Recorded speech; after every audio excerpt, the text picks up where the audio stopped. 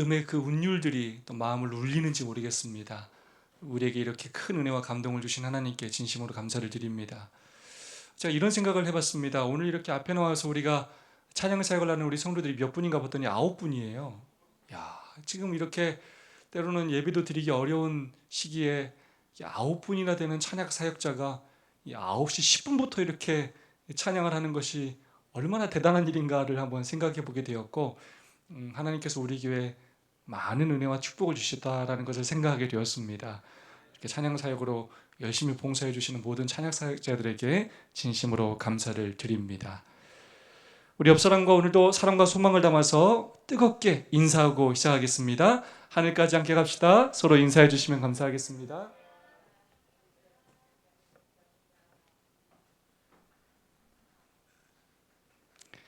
11과입니다. 제목이 무엇입니까? 더 많은 것을 갈망함. 3기도 시작한 것이 엊그제 같은데 벌써 11과까지 오게 되었습니다. 여러분 그리스도 안에서 잘 쉬고 계십니까? 네. 제가 김윤치 집사님이 이렇게 오늘 또 이렇게 인사하고 앞에 들어오는 걸 보면서 얼마나 바쁘게 올라왔을까? 그게 눈에 막 그려져요. 막 한 4시부터 일찍 출발한다고 출발해서 막히는 그 차에서 마음 졸이며 늦지 않게 가야 되는데 하면서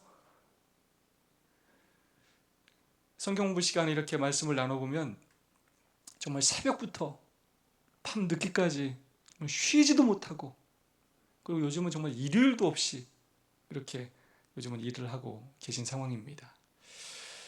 그런 김윤치 집사님에게 안식일이 없었다면 어땠을까 하는 생각을 해보게 돼요. 그래도 집사님에게 무엇인가 이렇게 다른 목적을 가지고 열심히 찾아올 곳이 있다는 것 감사하지 않습니까? 구별해야 될 시간, 구별할 장소, 또 쉼의 시간이 있다는 것 감사하지 않습니까? 이건 김윤치 집사님뿐만 아니라 죄로 인하여 지치고 상한 심령으로 살아가는 우리 모두에게 마찬가지입니다. 이 안식일이 아니었다면 우리는 여전히 세상 속에서 또 염려와 근심 가운데 엉뚱한 곳에 우리의 애정을 쏟고 관심을 가지며 그렇게 살았을 것입니다. 우리에게 거룩한 그리스도 안에서의 쉼을 허락하신 하나님께 진심으로 감사를 드립니다. 자, 제목이 뭡니까? 더 많은 것을 갈망함. 더 많은 것. 우리가 더 많은 그 무엇인가를 갈망해야 할지 이번 거를 통해 함께 살펴보도록 하겠습니다. 이번 주 TMI 실천해 볼 내용입니다. 교회에 어린아이를 데리고 온 부모들을 도와주세요.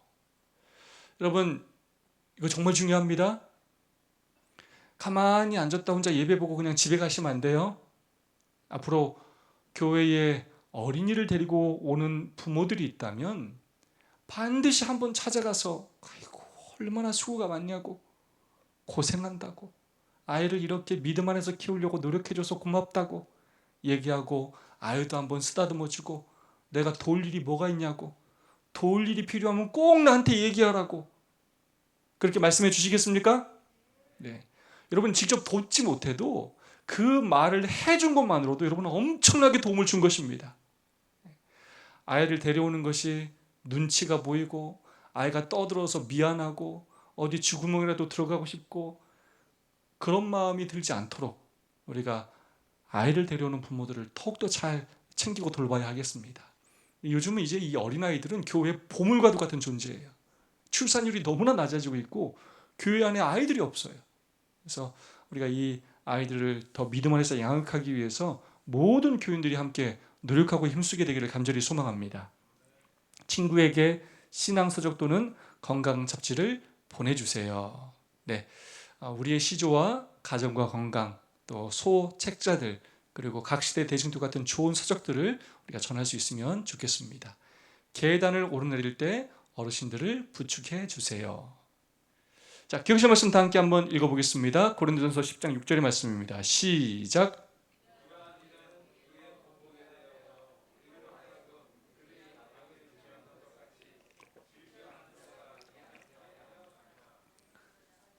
이러한 일은 우리의 본보기가 되어 거울이 되어. 여러분 이러한 본보기가 누굴까요?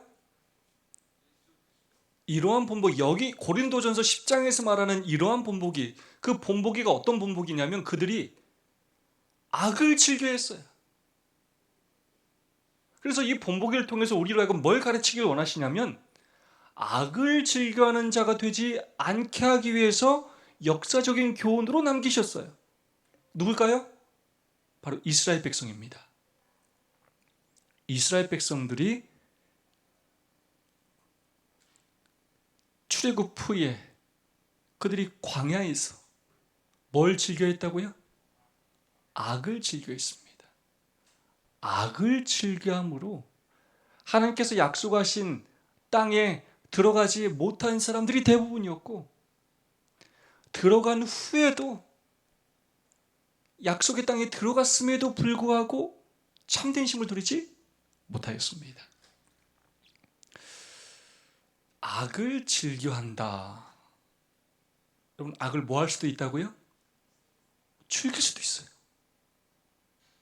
그냥 실수로 악을 행하는 게 아니라 그게 반복되고 반복되다 보면 악을 뭐 하게 된다고요?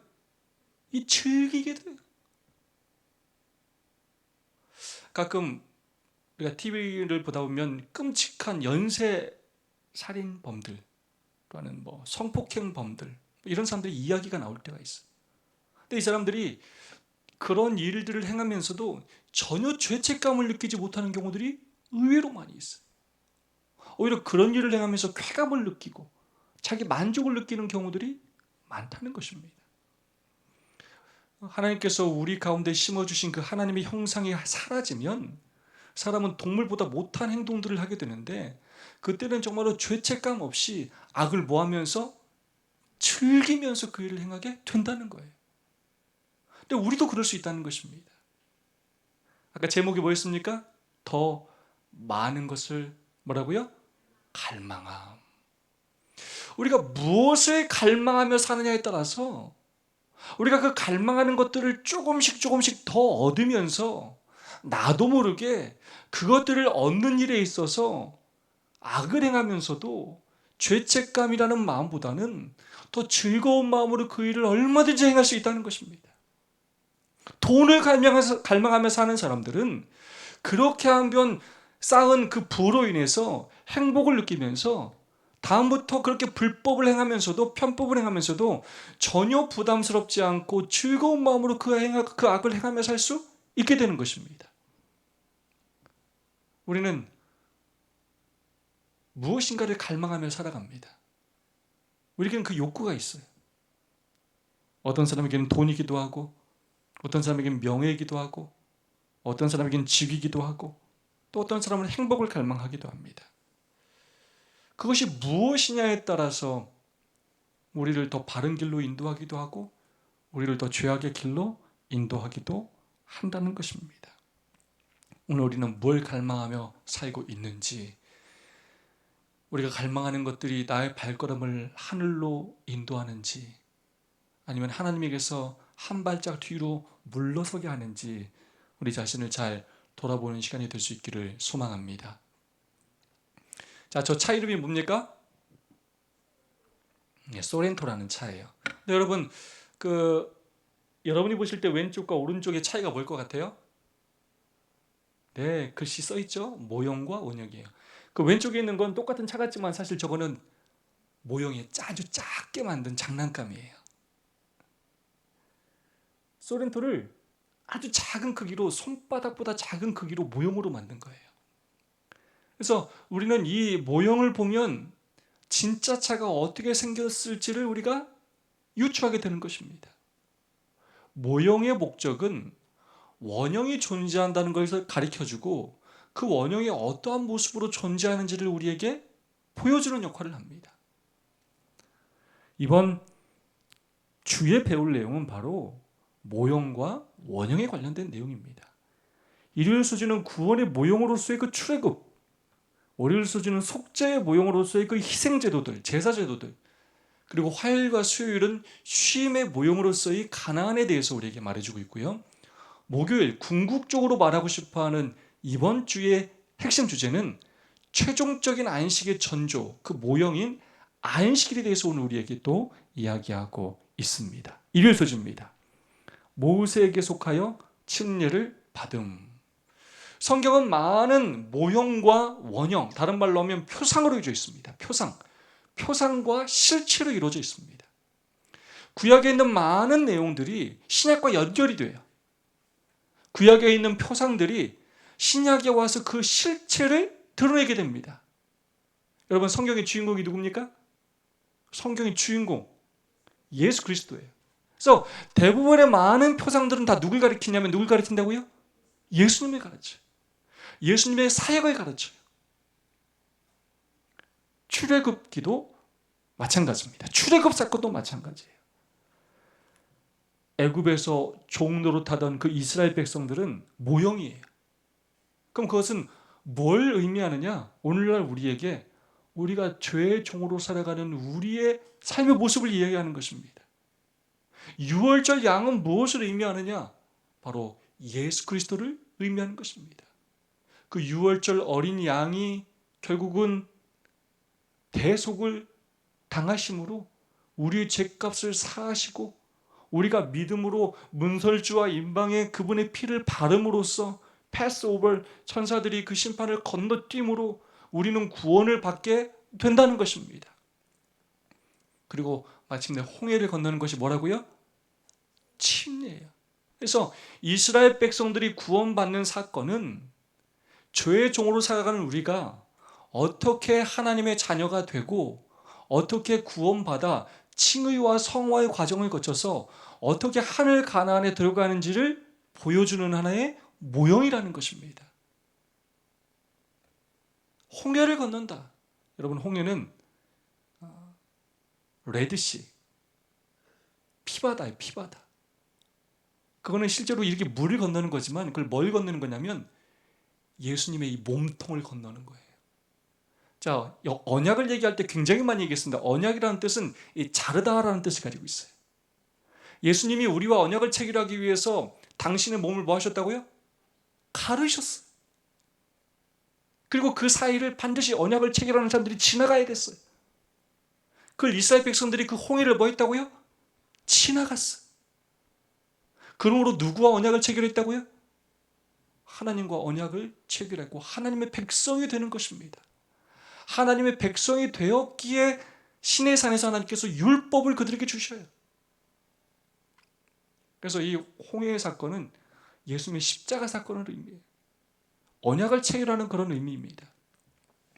그리고 광야에서 결국 반석에서 물을 내시는 그 예수님, 반석은 바로 예수님을 상징하는 것이고 그곳에서 흘러나오는 생수는 성령 하나님을 상징하는 것입니다. 그리고 광야에서 40년 동안 먹었던 그 만나는 바로 생명의 말씀을 의미하는 것입니다. 그러므로 죄의 종으로 살아가는 우리가 예수님의 그 희생을 우리가 믿음으로 우리가 침례를 받음으로 결국은 구원받게 되고 그곳으로 끝나는 것이 아니라 광야의 생활을 해야 되는데 그 광야의 생활에서 반석이신 예수님을 우리의 주인으로 삼고 성령 하나님의 인도하심에 따라 성령님의 역사하심으로 우리가 갈증을 풀고 매일마다 주시는 그 만나를 통하여 말씀을 통하여 우리가 영적으로 성장하면서 그렇게 우리가 하늘 가나안까지 가게 된다는 것입니다.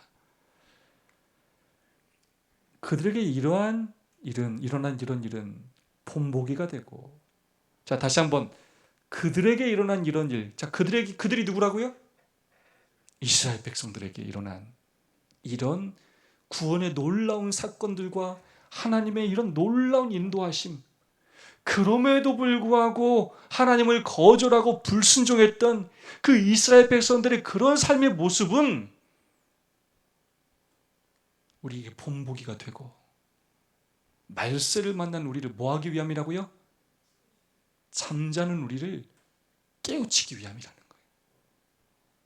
정신 차리게 하기 위함이라는 것입니다. 그리스도의 최후의 봉사를 예표함.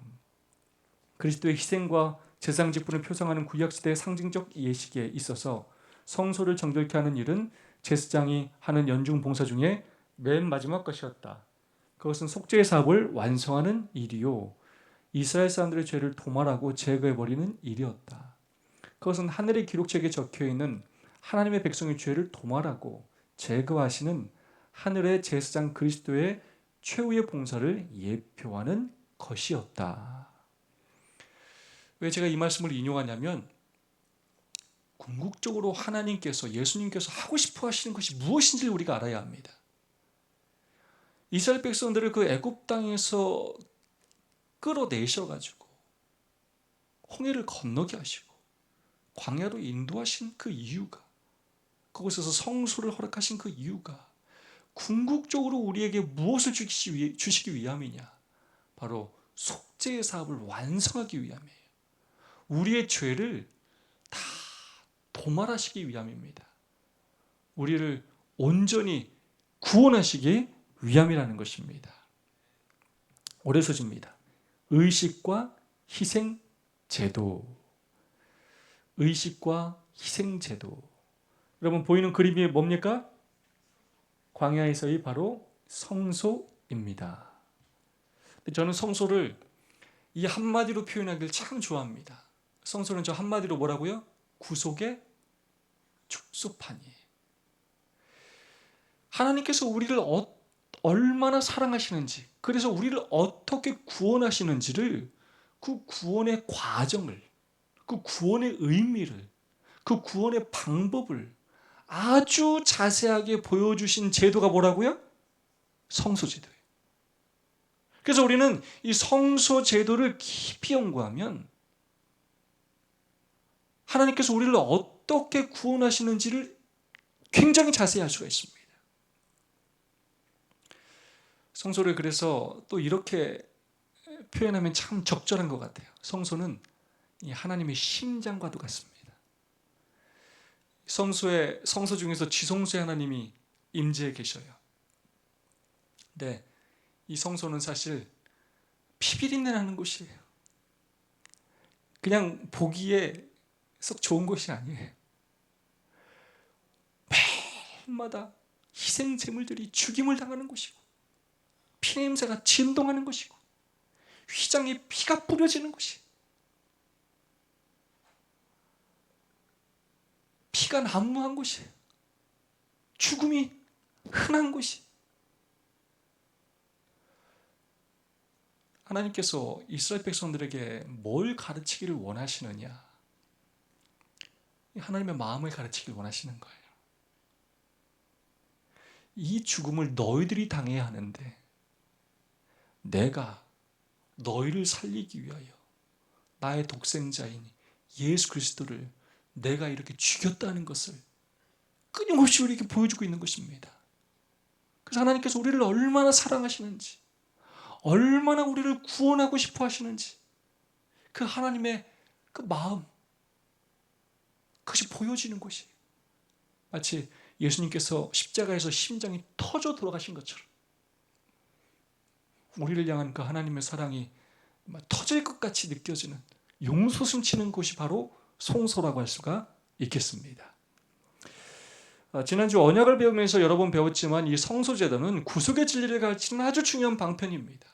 이 성소봉사의 핵심은 희생과 중보입니다. 동물이 희생을 당합니다. 그리고 피는 제사장에게 넘어가서 그 피를 성소에 옮기는 역할을 제사장이 하게 됩니다. 그런데 이 모든 것들은 모형이고 궁극적으로 이것들은 다 누구를 상징한다고요? 예수님의 사역을 상징해요. 동물은 곧 우리의 죄를 대신하여 이 땅에 돌아가실 희생 제물이신 예수 그리스도를 상징하는 것이고, 제사장이 하는 사역은 지금 하늘 지성소에서 우리를 위해서 봉사하시는 제사장이요 대제사장이신 예수님의 그 중보 사역을 가르치시는 것입니다. 그래서 예수님 안에서 발견되는 구원의 상징들을 성소는 내포하고 있는 것입니다. 은혜로 맺은 새 언약은 이렇게 말하고 있습니다. 동물 한 마리가 한 사람의 죄와 잘못을 속죄하는데 충분한 대속물이 될 수가 없었다. 그건 모형이에요. 동물 희생제사는 앞으로 올 희생제물을 미리 형상화할 뿐이었다. 누구를 보여준다고요? 누구를 드러낸다고요? 예수님을 드러내는 것입니다. 이 희생제물은 이 세상의 죄를 위해 대신 돌아가실 그리스도이다. 그래서 침례 요한이 예수님을 보고 뭐라고 했습니까? 세상 죄를 지고 가는 하나님의 어린 양이다 라고 말했습니다. 그래서 예수님을 바라보게 하는 도구들인 것입니다.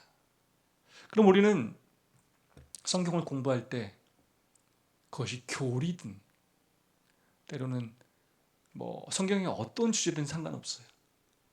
우리는 모든 성경 연구를 통하여 궁극적으로 누구를 봐야 한다고요? 예수님을 봐야 합니다. 엉뚱한 것에 사로잡히지 말아야 돼요. 마지막 시대 더욱더 재림의 징조들이 많아질 것이고 종말론이 더욱더 이제 빛을 발하게 될 것이고 많은 사람들이 관심을 갖게 될 것입니다.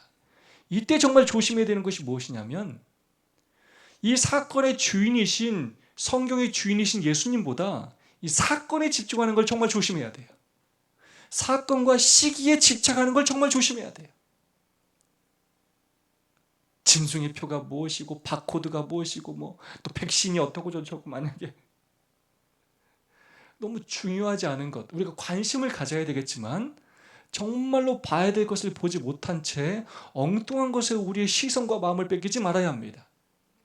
이 모든 것들은 결국 오늘 우리를 위하여 하늘 지성소에서 중보하고 계시는 예수님을 바라보게 하기 위함이고 우리를 뭐하게 하기 위함이라고 이 말세에 깨우기 위함이에요. 이 재림의 징조를 주시는 이유는 일어나라는 거예요. 준비하라는 것입니다. 왜 성소를 건축하셨는가? 저는 이 말씀이 너무 좋아요. 내가 내 성막을 너희 중에 세우리니 내 마음이 너희를 싫어하지 아니할 것이며 나는 너희 중에 행하여 너희의 하나님이 되고 너희는 내 백성이 될 것이라. 현대인의 성경은 이렇게 번역했어요. 내가 너희 가운데 살며 너희를 버리지 않고. 여러분, 우리가 정말 알고 죄 많이 짓습니까? 오늘 우리가 만약에 제사를 지내린다면 정말 돈이 없어서 양을 사오지 못할 만큼 죄를 많이 질 거예요. 그런 죄인들인데 반복해서 죄를 짓고 고의적으로 죄를 짓고 또 뻔뻔하게 죄를 짓는데 그런 우리를 하나님이 마음으로 싫어하지 않는다는 것입니다.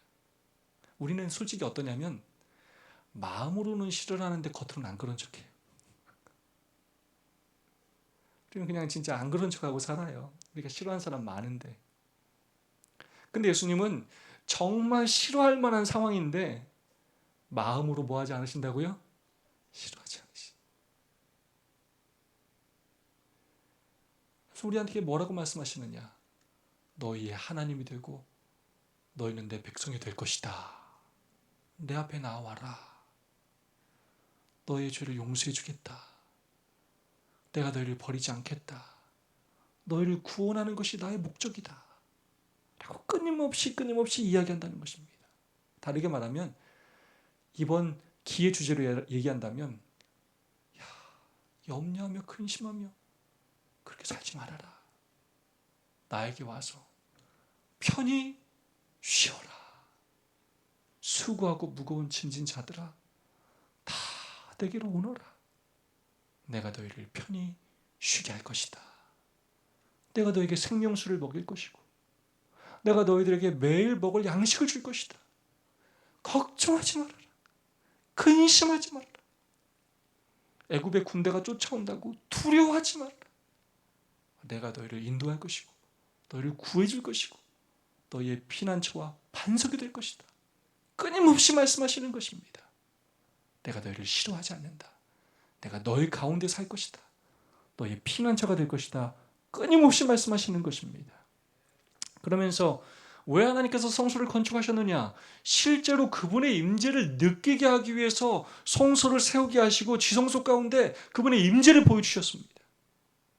그리고 구름기둥과 불기둥으로 하나님이 살아계시며 그들을 인도하신다는 것을 끊임없이 보여주셨어요.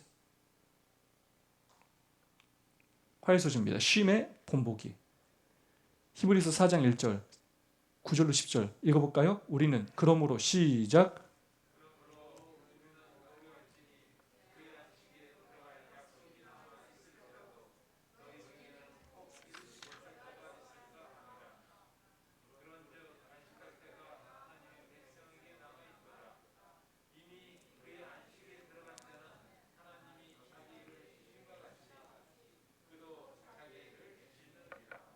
자, 아까 화요일과 수요일은 뭐에 대해서 배운다고 했습니까? 쉼의 본보기가 어디라고요? 가나안이에요. 가나안.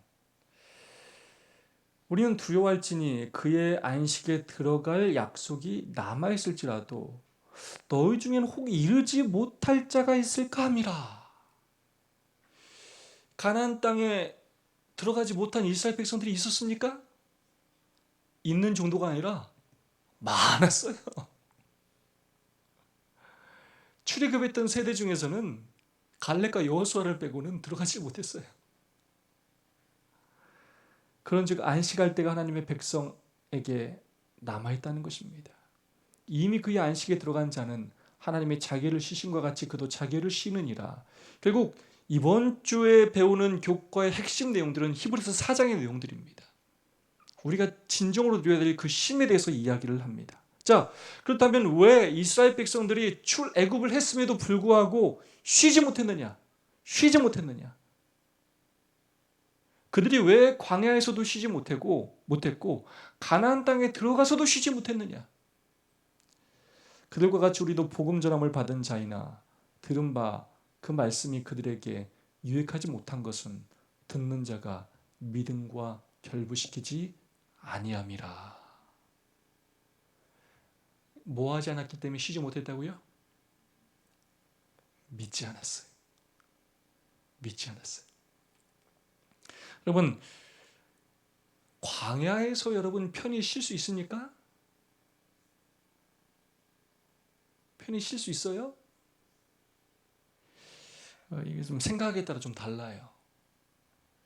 광야는 편안한 곳이 아니에요. 모든 애굽 도시 같은 그 애굽에서 살던 것처럼 필요한 모든 것들을 공급할 수 있는 곳은 아니에요. 하지만 하나님께서 그들로 하여금 무엇 하나 부족하게 하신 적이 있어요, 없어요? 없어요.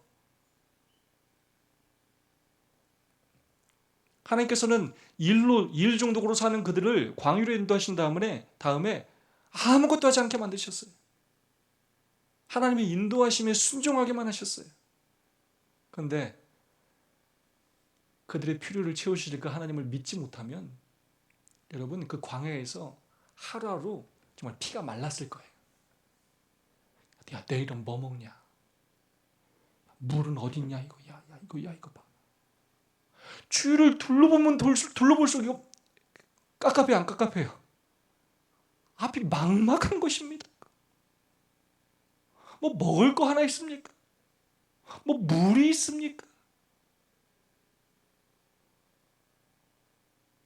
와, 내가 여기를 뭐하러 왔나 이거? 내 자식들은 어떻게 되는 것인가? 야, 이거 계속 이거 하나님이 인도해서 가라고는 가는데 이거 지금 어디를 가는 것인가 이거? 언제 도대체 가는 것인가? 그러면서 그들이 어디를 그리워하게 돼요? 애굽을 그리워하게 돼요. 차라리 어디서 사는 게 낫다고요? 애굽에 사는 게 낫다는 거예요. 하나님을 믿지 못하는 그들의 마음. 결국 눈에 보이는 것만 믿으며 살았던 그들의 삶을 하나님은 변화시키기를 원하셨습니다. 광야에서 어쩌면 그들이 애굽에서 일했던 거에 비하면 광야에서 그들은 하는 일이 없었어요. 엄청 편안한 삶을 살 수 있었어요. 근데 뭐 하지 않았기 때문에? 하나님을 믿지 않았기 때문에. 하나님의 인도하심을 믿지 않았기 때문에 그들은 참된 쉼을 누리지 못했어요. 여러분 때로는 있잖아요. 사람이 일을 안 한다고 쉬는 게 아니고 일을 한다고 안 쉬는 게 아니에요.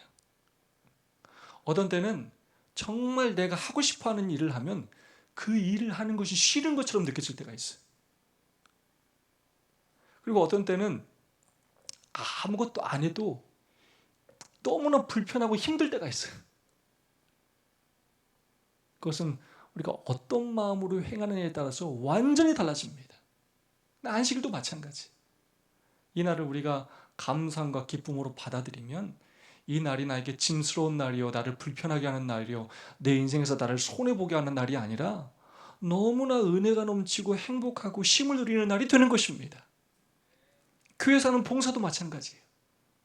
그 봉사들이 억지로 하는 봉사가 아니라 나에게 신앙의 축복이 되고 기쁨이 되고 나를 살리는 봉사가 되는 것입니다. 하나도 지치지가 않아요. 요즘 남희경 집사님이 찬양하면서 그러신 것 같아요. 아까 그런 고백을 하셨어요. 네. 왜 쉬지 못하는가?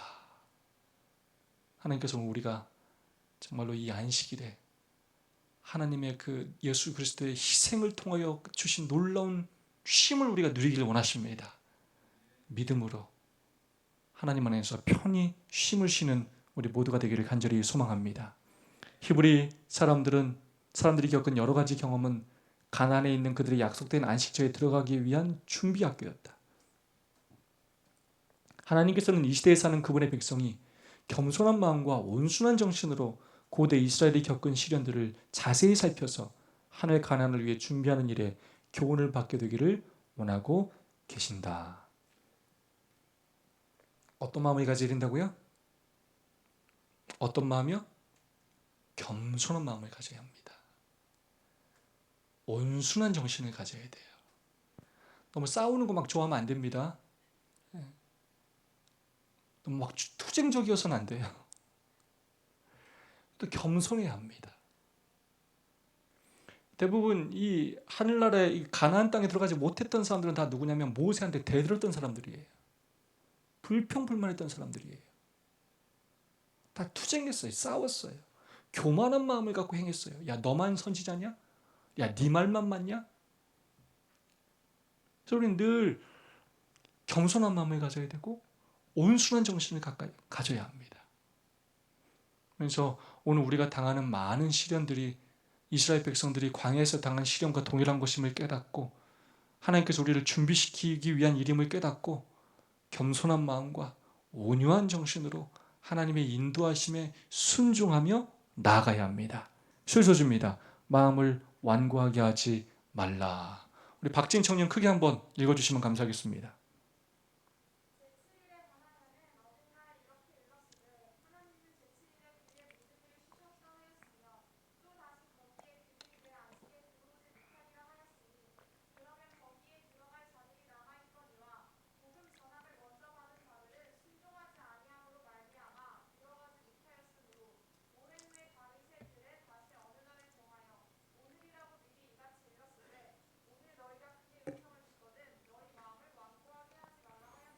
아멘. 이스라엘 백성들이 왜 못 들어갔다고요? 복음 전함을 먼저 받은 자들은 뭐하지 아니했다고요? 순종하지 않았어요.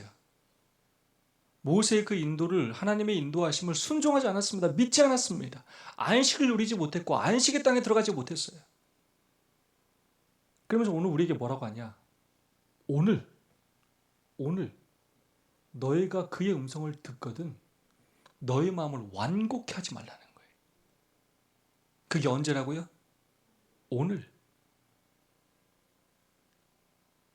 왜 이 오늘이 중요하냐? 오늘 그 마음을 돌이키지 않으면 계속해서 오늘 그 듣는 말씀들이 내 마음을 계속해서 완고해지게 해요. 한 번 들을 때 또 거절하고 한 번 들을 때 또 거절하고 계속해서 마음이 굳어지게 됩니다. 완고해지는 상태, 점점 굳어지는 상태가 된다는 것입니다. 그러므로 오늘 우리는 이스라엘 백성들의 본보기를 삼아서 오늘의 시간을 우리는 귀하게 여겨야 합니다. 하루하루의 우리의 신앙을 귀하게 여기고 한 번 한 번의 예배를 우리가 귀하게 여겨야 합니다. 지금이 유일한 기회라는 생각으로 지금 시간 우리가 은혜를 받아야 하고 우리의 심령이 변화됨을 입어야 하겠습니다. 재림신대 가정 358페이지 말씀입니다. 오 그대여 오늘이라 일컫는 동안에 주께로 돌아서라. 그대가 향하는 모든 행위는 그대를 향상시키거나 악화시키고 있다. 오늘 두 가지 중에 한 가지라는 거예요. 앞으로 갈 수도 있고 뒤로 갈 수도 있어요. 그대의 행위가 사단 쪽으로 기울어진 것이면 그 행위는 계속해서 해로운 결과를 끼치는 영향이 뒤에 남게 될 것이고 영향을 끼치게 된다는 것입니다. 순결하고 깨끗하고 거룩한 자들만이 하나님의 도성에 들어갈 수 있다. 오늘날 너희가 그의 음성을 듣거든 너희 마음을 강팍해 말고 주께로 돌아오라. 그래 그대가 행하는 길이 황폐하게 되지 않도록 해야 한다. 하나님께서 우리에게 약속하신 참된 안식에 들어가기 위하여 믿음과 순종의 삶을 살기로 오늘 결심하게 되기를 소망합니다. 오늘 승리하는 그리스도인이 되기를 소망합니다. 목요소지 마지막입니다. 제목이 너무 좋아요. 자, 뭘 정복하라고요? 하늘 도성을 정복해야 합니다. 이스라엘 백성들이 가나안 땅을 정복했던 것처럼 우리는 뭘 정복하기 위해 살아야 된다고요? 하늘 정복. 더 많은 것을 갈망함이 제목 아니었습니까? 우리 뭘 갈망하며 살아야 합니까? 하늘 도성을 뭐 하기로요? 정복하는 것을 갈망하며 살아야 합니다. 우리가 영원히 살 곳은 이 땅이 아닙니다. 우린 저 하늘에서 영원히 살 사람들입니다. 우리의 시간을, 우리의 애정을, 우리의 관심을 더 하늘에 두어야 합니다. 투자해야 합니다. 만일 여호수아가 그들에게 안식을 주었더라면 그 후에 다른 날을 말씀하지 아니하셨으리라. 그런즉 안식할 때가 하나님의 백성에게 남아있도다. 이미 그의 안식에 들어간 자는 하나님이 자기의 일을 쉬신 것 같이 그도 자기 일을 쉬느니라. 자, 이 말씀을 하고 싶어서 지금까지 배웠습니다. 자, 안식할 때가 남았다라고 얘기하는데 이 안식할 때라는 이 표현은 헬라어로 사파티스모스라는 표현인데 히브리서 4장 이 8절 이곳에서만 사용되었습니다. 그래서 이것을 좀 편하게 바꿔서 번역해서 읽으면 안식일의 안식, 안식일 같은 안식이라는 뜻이에요. 이 안식할 때라는 표현이 안식일 안식, 안식일 같은 안식이라는 표현입니다. 이 히브리서에서 안식이라는 표현이 많이 등장하는데 그때는 다른 헬라어가 사용되었어요. 카타파우시스라는 단어가 사용되었습니다. 이 안식할 때라는 이 표현만 사바티스모스라는 특별한 헬라어가 사용됐습니다. 자, 뭘 의미하느냐? 여러분 우리가 영어로 안식일이 뭡니까? 사밧. 헬라어도 비슷하죠? 네, 안식일을 포함하는 그러한 단어입니다. 그래서 결국 우리가 하늘 도성을 정복하는 것이 이 안식일과 밀접하게 연관되어 있음을 우리에게 가르쳐주고 있습니다. 성경 본문은 하나님의 특별한 안식에 대한 종말적 초점이 창조의 때부터 이미 존재했으며 안식일의 쉼을 기념하는 것은 미래에 경험할 최종적인 안식을 작은 범위 안에서 미리 맛보는 것임을 암시한다. 실제로 유대인들에게 있어서 안식일은 다가올 세상에 대한 작은 전조로 여겨졌다.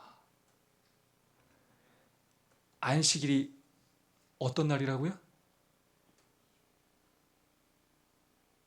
미리 맛보는 하늘이에요.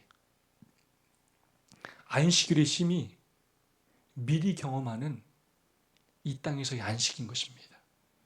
하늘의 안식을 우리는 이곳에서 미리 경험하는 것입니다. 그래서 매일의 안식을 통하여 매주의 그 안식을 우리의 삶을 통하여 경험하는 사람만이 마침내 무슨 안식을 경험하게 된다고요?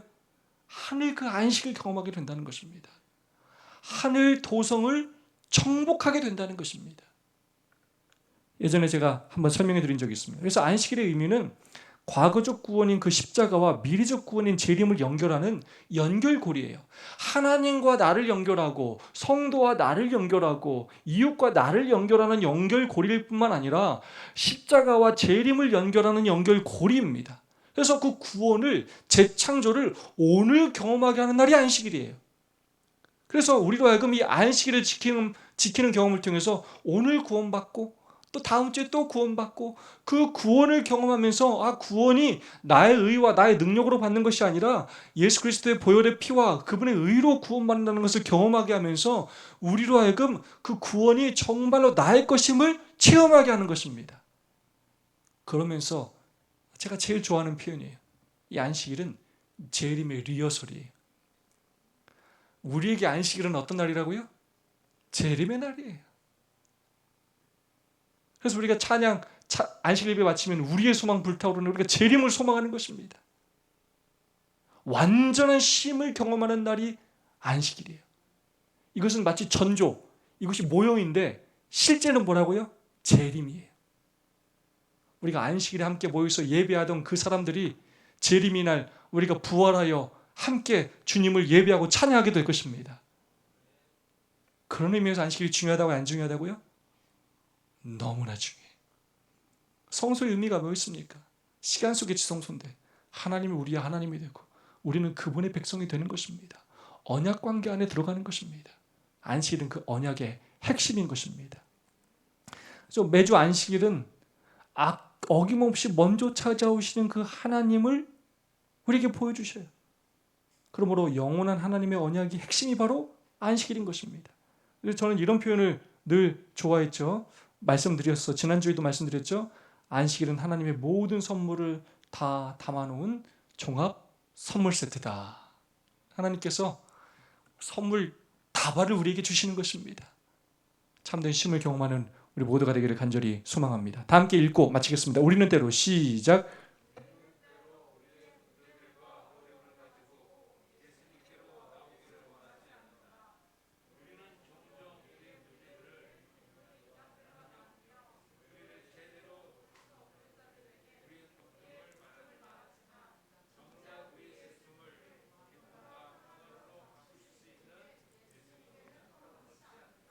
아멘. 안식일은 우리의 모든 근심과 염려를 다 예수님께 내려놓는 시간입니다. 여전히 여러분 마음속에 있는 근심과 염려들이 있다면 오늘 안식일 예수님께 다 털어놓으시고 하늘을 경험하시기를, 재창조함을 경험하시기를, 주의 용서함을 경험하시기를 간절히 소망합니다. 두 분, 세 분씩 나누어서 은혜 나누고 서로를 위해 기도하는 시간 갖겠습니다. 지금 이 순간 하나님을 향한 그대 온전한 헌신을 방해하는 요소가 무엇입니까?